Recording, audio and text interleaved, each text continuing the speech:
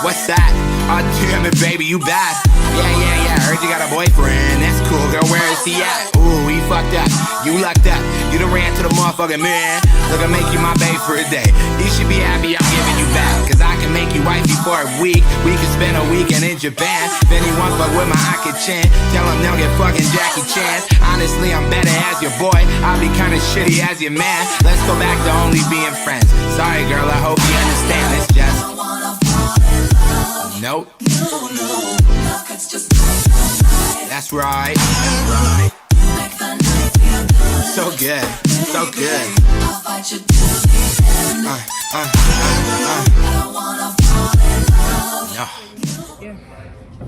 What's up, guys? It's Baby Chalk. Got a special guest here. Hey, I'm Sydney. And so, tell us why you're here. Man, I was really inspired by her video, but you know, I realized that it's important to talk about what you're going through a lot of the time, and to have the person to talk to, and Chalk is my person to talk to, so I thought it'd be a good idea, just like hers, to do it through a platform. And to like share your experience, to know that everybody's not alone, like I said, right? Yeah, nobody's alone. Exactly. You wouldn't even know. Yeah, like you got us to talk to. And so, tell us about you. Like, tell us your story. What's your story? Man, where do I begin? Birth? Start at birth then. I don't remember half of it, but from what I'm told, this is how it went down. So I was born, of course, May 30th, 2003. Oh my God. I know, I'm young. Okay, whatever. But I was born, and then I'm officially adopted. Like, my adoption was closed. I don't know nobody. Apparently I have 6 siblings, a mom, and of course a dad. It was closed, so that means that I'm not allowed to know them, have contact with them. I can try, but that's tough. It's tough. Yeah. It's really tough. And I know that, especially it's hard when it's years later, like when you're 18 and you're trying to figure it out, or even after 18. So it's gonna be difficult no matter what. But yeah, I was adopted after 3 weeks. I was born in Chicago, Illinois, but I didn't grow up there, only for 3 years. It's okay. But I moved to the mill, 414, and yeah, grew up here. Private schools all my life. That's why, you know, I grew up knowing the things that I know through different perspectives, and that was another challenging part of life. What, going to private schools and like trying to balance. And that's the sad part, man. Like, I feel like I didn't get both sides of who I was, my culture, so to speak. I didn't know what my culture was. I didn't know that there had to be a culture. First of all, I was innocent, right? And I didn't know, I know this sounds wrong, but I didn't know that there was a black and white view and aspect of life. And once I got to middle school, I saw it a lot, and I started to realize. And then I went to high school. I went to Dominican, and then even though that's another private school, it blew up. Like, I was like, shit, I'm black. I didn't know, like, the color of my skin, like the way I talked, I'm considered proper. Like, I consider the way I speak, white. Yeah, which is the way horrible. I talk, the way I did my dance, and like the way I that's I was horrible. considered white. So tell us about like so you know how, have you only been with like one family your whole life? So tell us more about that. So my last name is Joy. I was with the Joys since 3 weeks after I was adopted, with them until 15, and then I went into, like, we started the process of foster care, just because a lot of stuff went down within the home. Which is a effed up system, if you guys don't know. You don't even know, like, your checks to them. I am like a $50,000 check to the people that are taking care of me. Like, they are like, I like the staff. Shout out to you guys. You guys might rock, but some of them, the woman that runs it, I'ma check to her. I'ma check That's to horrible.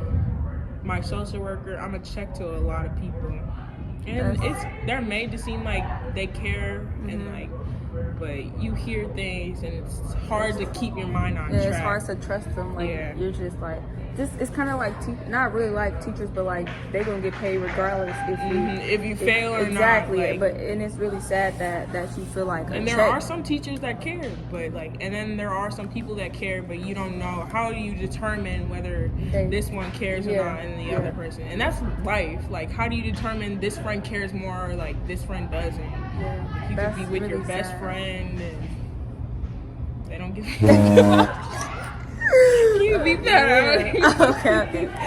But yeah, it's really messed up that you feel like that. But it happens. But you do know that you have outlets to turn to when you, like, you know, even though it may not feel like it, you do have outlets. That's the other thing. My outlets, like, you know, I didn't go play basketball this year, and that was hard.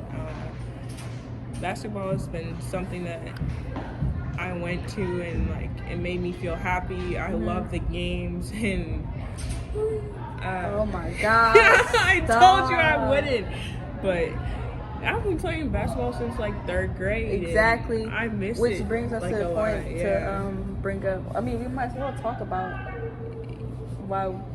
I Why might as well we talk were- about why I quit. So, are you okay? I'm fine. You know, it's just. I got mascara on, Sydney. Stop. It's just. It's sad. I know. Difficult. Yeah. So, which brings us to the point why, Sydney, you've been playing basketball since 3rd grade, and then you stopped for a year in high school, I guess. Yeah. So, yeah, we're basically in the same boat. I've been playing since 3rd grade as well, 2nd grade, and then when we got to high school, it's like it wasn't really the coaches, but it was like more of a me thing. Like, I would say grew out of it, because like once I got here, it was like everything was based off of who was, I mean, that's how it should be, who was the best and, you know, who is the worst. But at the same time, it's like when you got coaches saying things like, oh, if different players come to our school, they're a danger start. Do you want to be here and sit on the bench, or would you rather go somewhere else and start? Which is a really horrible thing to say to a player coming up, and just to make them just sit there and feel like an underdog. How you gonna let them unleash their killer if you just let them sit there? You can't. But Exactly. And my situation is like hers, but it's different. Both of us mentally is stopped. Like, you have to be in basketball mentally. Like, you can't just do it physically. Physically, oh shit, Chalk. Oh my god, It's okay. It's fine. Chalk can run fast as heck, and me, like, I'll dominate you. I'll bust all y'all in the post. Like, I work on that. I worked all summer for junior year, and stuff went down, and I got to the place where it was like a month before basketball tryouts, and I was looking at these people, and I was like, I can't do this. Like, my mental state wasn't there. Like, I want to. Like, you don't know how badly I want to. It's a pattern. Like, I've been in basketball all of my life. Like, how do I have offers that I want to take for college to get that free education, and of course, like, now I've always wanted to pursue that, like, always, and I still do. But like right now, like this year, I couldn't. You have to get mentally stable. And let's get this clear. We are still basketball players. Right. Because we are not playing right now does not mean that we are not basketball players. We are. We've been on the teams. We did travel. We did everything. Like, we still work out. We still work on us. But it's the mental part that we're taking a step back and working on. You just said everything that basically you hit it on the head. Like, we just had to mentally prepare ourselves and just get tougher mentally. Like, we were there physically, like you said, but it's just like the mental part where we had to take a step back and really examine ourselves and like I don't know how to put it, but like just make sure we were happy and make sure that we were where we wanted to be mentally, and because like man, your mind is a very dangerous place if you just especially when you're alone. exactly. Even if you feel like you don't got nobody, if you don't have nobody, like you got somebody, you just don't know. Like your mind goes to a place where, dang, I don't got nobody, nobody's there for me, and then Thoughts lead to different thoughts, which leads to more stuff and to harm and all that other stuff that we do not want to get into. Yeah, so you can be there. Yeah, so man, bro, it's difficult. Yeah, you didn't say that. What? I'm not at home, like home. Oh yeah, well yeah, okay. Sorry we're jumping topics, but that's just how it flows. Like, that's just life. So just bear with us. It's just uncut is raw, so bear with us. This us talking to y'all. Like we're not gonna sugarcoat nothing. We're not gonna cut nothing out. This is us talking to y'all, being like 100, real. Not sugarcoating nothing, not masking nothing. Like yeah. But so go ahead, talk about your So situation. moving forward, 15. Dang, I'm 16. Yeah, 15 now. Things weren't perfect at home, and I don't want to give details. Like, you do the like I'm not even gonna lie. I'm a regular teenager. Like, mouthing off, fine. Yes, that's me. That's I did regular. that. That's normal. I did that, but it blew out of proportion, and emotions got high on a parent's side, and then I reacted, and then a parent's side it elevated to where the law had to get involved, and I was taken out of home. And currently, for the past 4 months, what is it?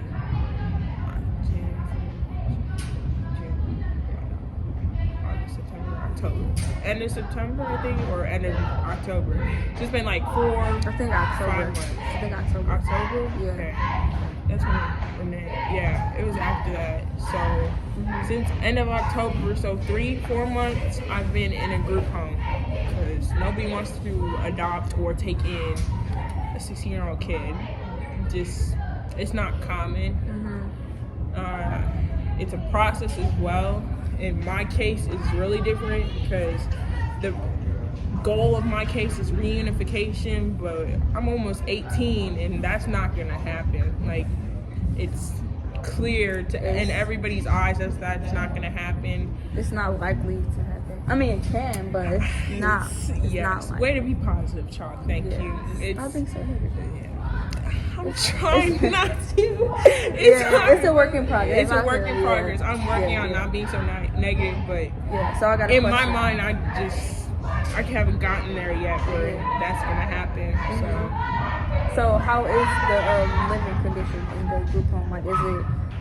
Is it comfortable for you? Like on TV? No, that's what they try to say. Like the Fosters? No. How is it? Like, how is it? My group home, it's all women. Like, no men are allowed in. Like, we don't have, when men come to fix something, like, we gotta go up to our rooms just because of certain cases. Like, there are a lot of girls there. I'm not gonna tell their story because that's theirs, but they go through a whole lot. Like, and it makes me feel like, dang, like, they're, like, not less than me, but, like, what makes my problems so bad that theirs is not. And that's somewhere like I've had to distance myself with them, especially because I got problems, they got problems, our problems are different. Just like when you see other people, our problems are all different, and nothing makes your problem less than anybody else's. Exactly. Like, and if you don't think my problem's big, that's because you're not me. Like, you're not in my body. You can't tell me how to feel about a certain thing that you may not think is that big of a deal. I might think it is a big deal, and you can't tell me how to feel because you're not me, period. Wow. So but it's the living conditions are pretty good. They're okay. Some lot of frozen food though. Like what? Frozen food, like it was like, I don't even know how to explain it. I don't eat meat, so that makes it 10 times harder. Like, I stopped at I had to go back on because my hemoglobin, my B12, and everything was off. But I couldn't do it because that was a bad week. But it's hard. The eating is hard. At first, the first week was hard. Second week was hard. There are things I miss about my previous home. Of course, like there's a lot of things I miss. Like I write down a lot. Like I have a list of stuff that I miss, and I know it's sad to say, but it's like it's not necessarily the people, it's the things, and that's what makes me sad. It's like I miss all those things. I'm like that you were used to. Yeah, the thing that does keep me going is that I want to be successful, so that I don't have to be in this position or have my future children in a position where they wish that they couldn't have these things that they're growing up with. That too. Yeah. Like my motivation is that I'll get to a place where I can have these things again without the financial benefit of other people. Yeah, or like you'll use your my own resources. Yeah, your story to like help your kid not be, like in the position I'm in. Yeah. And I'm gonna get this straight. No matter how bad somebody is, or bad my kid is, or bad anybody is to me, I will never like disown them. I couldn't. Like, that's my family. First of all, that's my blood. I couldn't.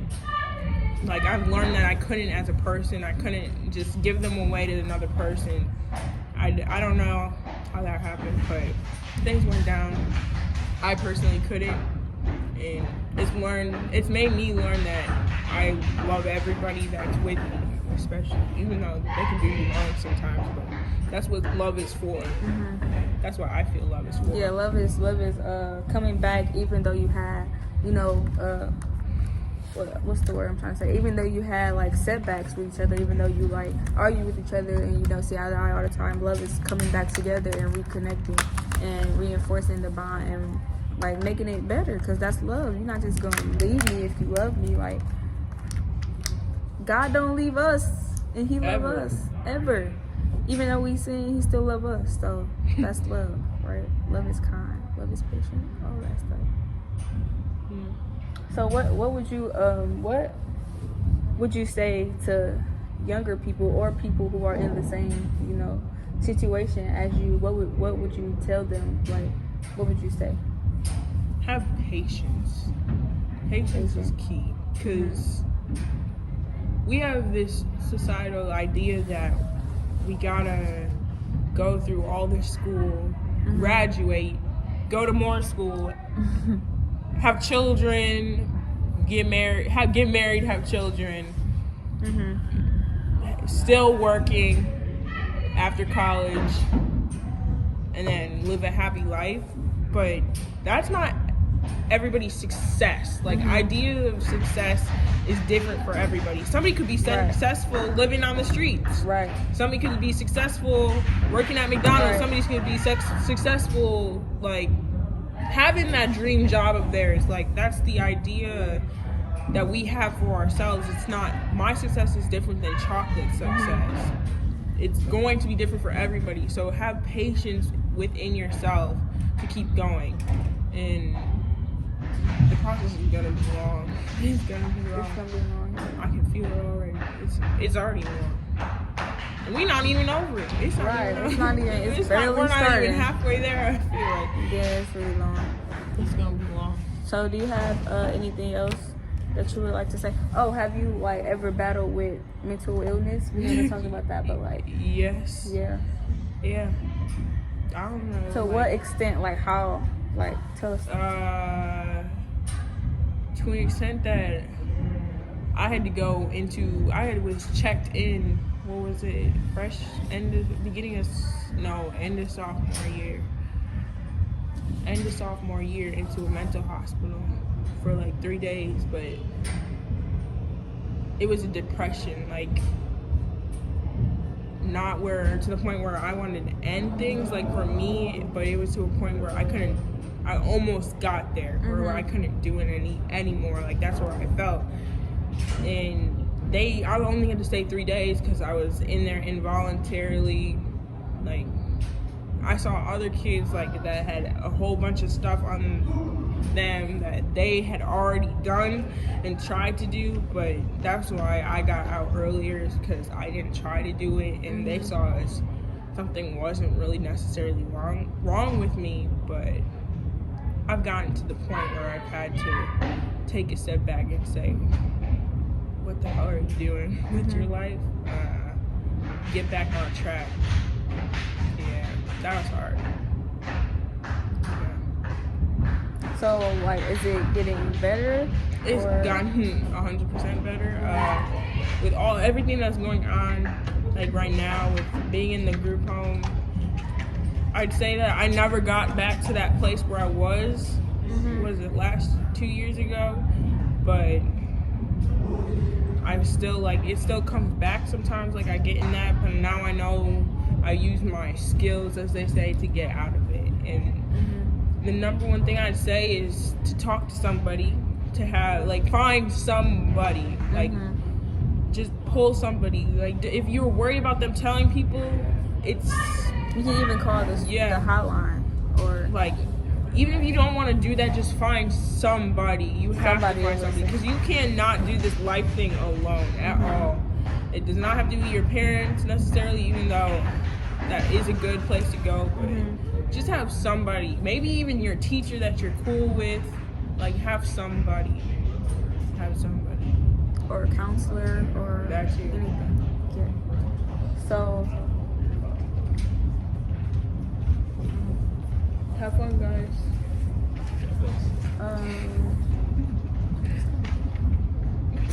Chocolate. So you like that white chocolate? No. I'm talking about the black dude with the drink. Yeah. So what else was I say? I forgot what I was gonna say. The step team is like throwing me off right now. My step team is just in my ear. No, I'm sorry, guys. I keep me here from step. No, it's okay. I wanted to do this.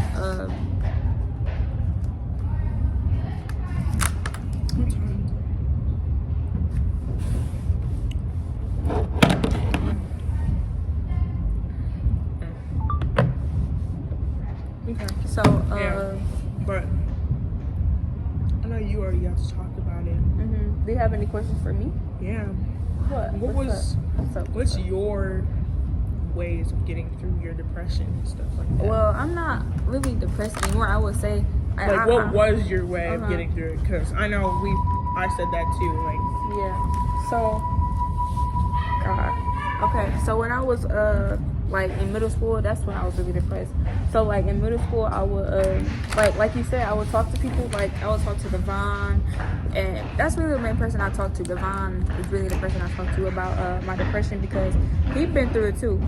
And I don't know if you know him, but he don't go here. But his name's Devon, and we talked about it a lot. So like even on my birthday today, I was really depressed. That was my turning point. I was so sad, and I was on FaceTime with him like for like hours, just talking to him about it and just crying and telling him about it. And he was just really comforting and really like, you gotta do this. Like I did it. We promised each other that you can do it. You gotta keep going, stuff like that.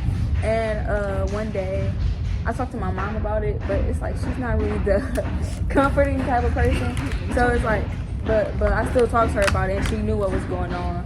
And so the last time I felt like low would be my last high school basketball game, which is kind of ironic, right? Because it's supposed to be an outlet for us to be happy, and it's like it was just making me depressed, like I said. Bringing you down. Exactly. It was, and like I said to you, I just can't let myself be that low again. I would never let myself be that low again, even if that means sacrificing the thing that I love the most, which was basketball. I had to sacrifice it because it wasn't making me happy anymore. Just like sitting there watching everybody else play while I'll be in practice working hard and doing all that other stuff, but just sitting there watching everybody else play. It really like took a toll on me. Like, bro, what am I not good enough for you? Like, what is it? I feel like it was deeper than that though. So that's why I'm just like, I'm gonna just take a step back, because like after every single game, I didn't play. So it's like after every single chocolate, you are good enough. I know that, but I just had to say it because you do a lot of things. Like it's not a lot of basketball is a competitive sport. We all know that, and everybody's gonna always try and outwork the next person. Even on your same team, everybody's gonna try and outwork the next person, the person next to you. But man, it's that mental game. Right, it's like that I was mental saying. game. Yeah, like I was saying. It was just bringing me down, like making me sad. I would cry after the games, like after every game, I would cry like to my mom. But I wouldn't let my dad see it though, cause like he would just I don't know. But like I would cry to my mom about it, and like it was to a point where I thought I needed a therapist about it. Like I'm just so low, like bro. Man, so I'm just like, man, therapy. I just couldn't do it. No, I never had a therapist. But ever since I was like in middle school, my dad thought that I needed a therapist because I would just cry a lot and like not tell them what was wrong, and I would just shut down on them. And I'm still kind of like that, but I don't think I like need one. But it's okay to have a therapist. But what would you say? What you think? I think it's okay, but like sometimes I grew up with the idea that therapy is what everybody needs. Like, of course, like what you're saying now. Therapy is not for all people. Yeah, but therapy can be other things other than a therapist. Like you can be, music is therapeutic, drawing is therapeutic, painting is therapeutic, working out is therapeutic. You don't need to be on medication to feel okay. Like other things can help you feel better. You know, like and some people do need the medication, but some do. But I don't like that personally. I don't like medication like that. Let's just say this: we're not crazy. We just got. The mental thing that we're trying to get to. And it's not your fault. Like it's your brain. You can't help it. It's your brain. Right. You can't control your brain or your thoughts. They want it. We try to. So wait, have you ever had a therapist? I've had several. Okay. And tell us what the experience was like. Because I want to be a therapist. Really? And I feel like everybody, I feel like we need colored therapists, and like even I've had one colored therapist. And even currently, like being in the group home, you have to go to therapy, like no matter what. With CPS, they require all children that are in foster care to be going to therapy. Like that's a requirement. I've only been twice because, first of all, I personally don't like going, and it's not like my number one thing. Why? I don't feel like I need it. Like you just like sitting there like I don't need this, like because you feel like you're in a good enough state of mind. Like I've gotten better. I'm not in a state. I feel like I don't want people to see like I'm in a state of denial, but I'm not. I'm in a state of like I'm trying to move past this. Right. Like I'm trying to get to my success. I'm trying to get to my success. So wait, tell us about therapy. What is it like actually?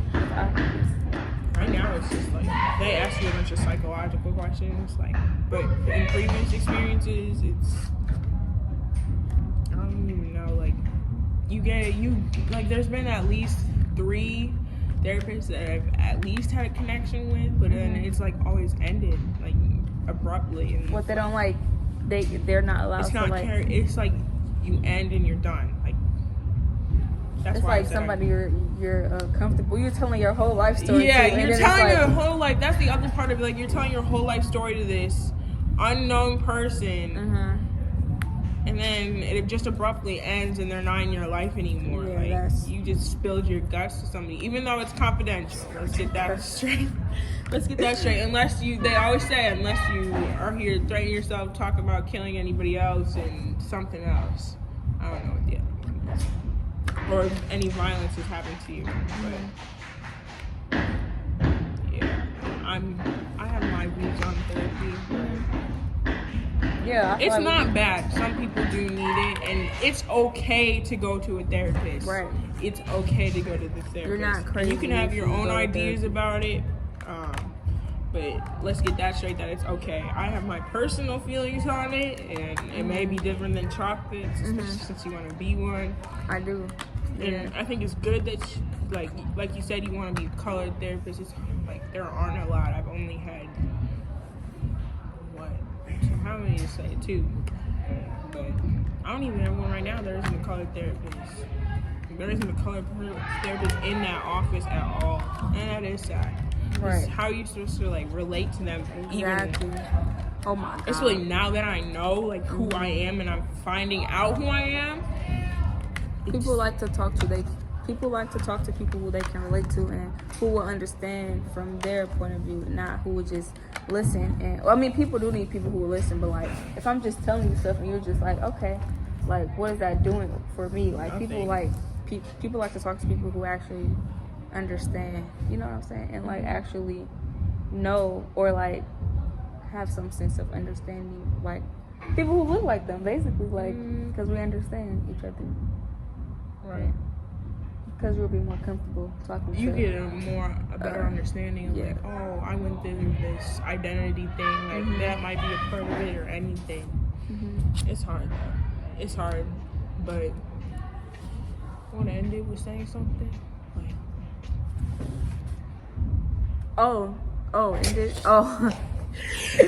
okay, so wait, you only asked me one question. Do you have any other questions, or are we good? have you figured out who you are?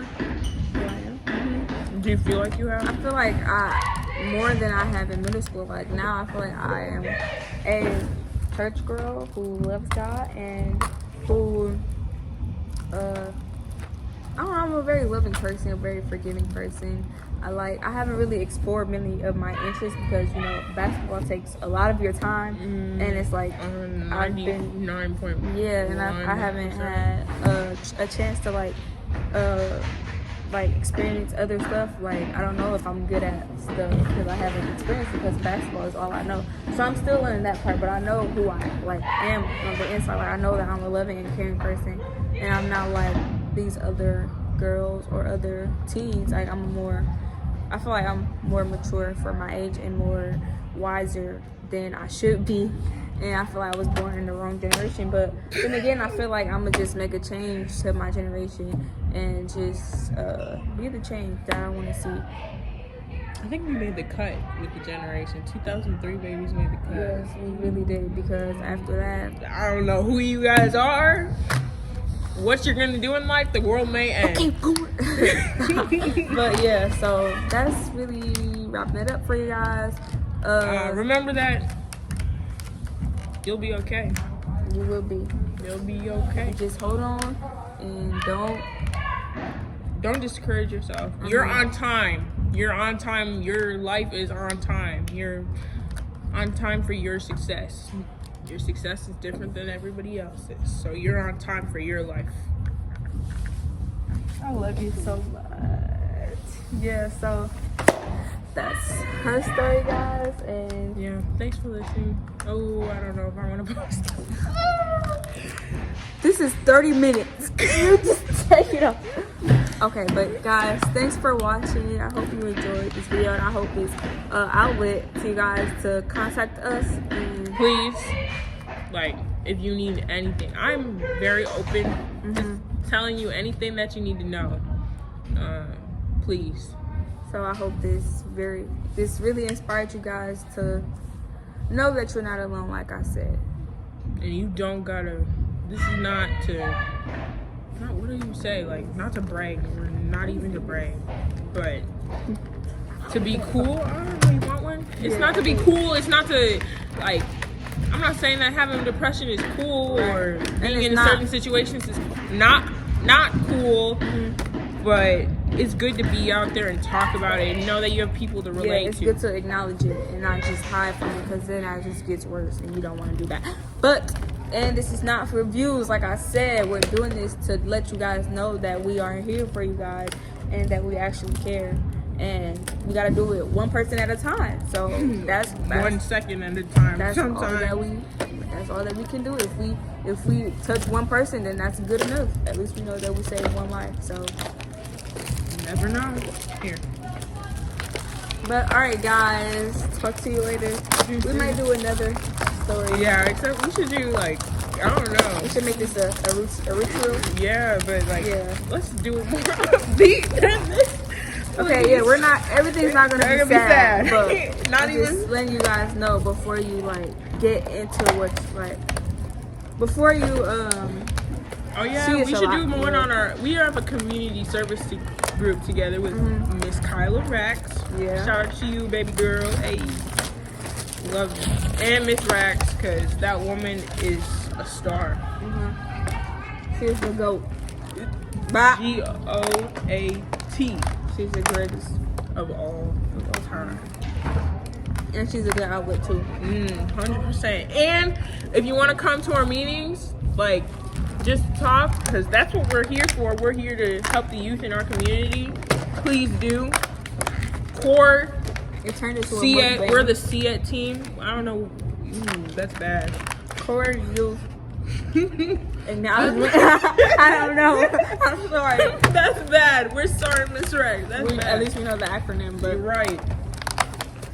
But come join us, cause turned into a mukbang for. right of Christmas chocolates. We should do a mukbang. Even though Christmas was like last year. It was last year. Chocolate made me break out, so this is my last one. Really? Me too. I'm hungry. Me too. We just got out of school, so sorry if I look disheveled. It was a long day. Alright. Yeah.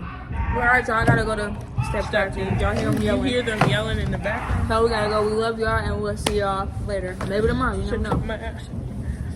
I wanted to tell y'all that I'm here for y'all, and if y'all want to chop it up with me, or if y'all want to tell me y'all story on my channel or off my channel, I'm here for y'all. I'm definitely an outlet for that, even if it's on camera or off camera. It don't matter to me. Like, y'all can definitely, we can definitely chop it up. Like I've been telling y'all, I'm gonna keep telling y'all this because I care and I'll listen. You feel me? So another thing that I want to tell y'all is everything on my channel will not be negative. Like, this is probably the only time that these two videos is probably the only times that it will be sad. Even please stand by. This is probably the only time that it will be sad, unless it's like somebody want to tell their story, then you know I'll post it. But other than that, pranks all from here. Like, we going up all from here. You feel me? I got some good pranks coming for y'all, so stay tuned about that. And excuse me, stay positive. Amen.